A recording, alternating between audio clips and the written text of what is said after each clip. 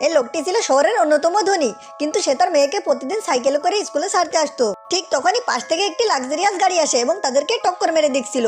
সে গাড়িটি যখন ভালোভাবে দেখে তখন দেখে এই গাড়িটি তার স্ত্রী সকালে চালিয়ে গেছিল। এরপর গাড়ি থেকে একটি লোক ও তার ছেলে নেমে তাদেরকে বকাঝকা করতে থাকে। এর কিছুক্ষণ পরে তারা তাদের বাপ মেয়ের ছবি তুলতে থাকে এবং ভিডিও করতে থাকে। মেয়েটি তখন প্রতিবাদ করতে যায়, কিন্তু তার বাবা তাকে থামিয়ে দেয় এবং বলে, আজকে তোমার অ্যাড সেরিমনি আছে, এদেরকে পরে দেখে নিব। তারা চলে যাওয়ার পর ওই ছেলেটি সাইকেলগুলো লাথি দিয়ে ফেলে দেয়। একটু পর সে অ্যাড প্রতিযোগিতায় প্রিন্সিপাল ঘোষণা করে মেয়েটি বিজ্ঞান প্রতিযোগিতায় প্রথম হয়েছে। এটা শুনে ওই দুষ্টু লোকটি অনেক ক্ষেপে যায় এবং বলে, এই অ্যাওয়ার্ডটি শুধু আমার ছেলে পাবে।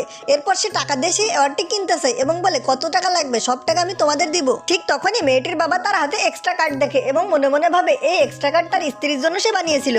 সে তখনই সব ঘটনা বুঝে যায়, কিন্তু সে তখন আরো শক খায় যখন প্রিন্সিপাল টাকার বিনিময়ে সেই ট্রফিটি সেই ছেলেটিকে দিতে চায়।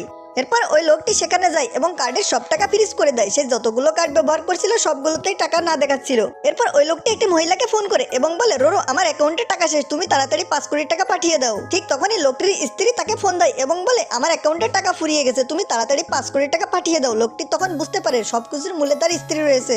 এরই মাঝে ওই নকল লোকটি প্রিন্সিপালের অ্যাকাউন্টে 2 কোটি টাকা ট্রান্সফার করে এবং তারপর আসল লোকটি 3 কোটি টাকা ট্রান্সফার করে। এরপর সেই নকল লোকটি বলে, আমি আরো 1 কোটি টাকা দেবো। তখন আসল লোকটি বলে, সে যে টাকা দিবে তার থেকে 1 কোটি টাকা আমি প্রতিবার বেশি দিতে থাকবো। লোকটি তখন আরো বলে, এটা আমার মেয়ের প্রাপ্য অ্যাওয়ার্ড, যত টাকাই লাগুক আমি এটা নিতে দেবো না অন্য কাউকে। তারপর সেই নকল লোকটি আসল লোকটিকে মারতে আসে, কিন্তু সে তার হাত ধরে তাকে বাঁকিয়ে দেয়।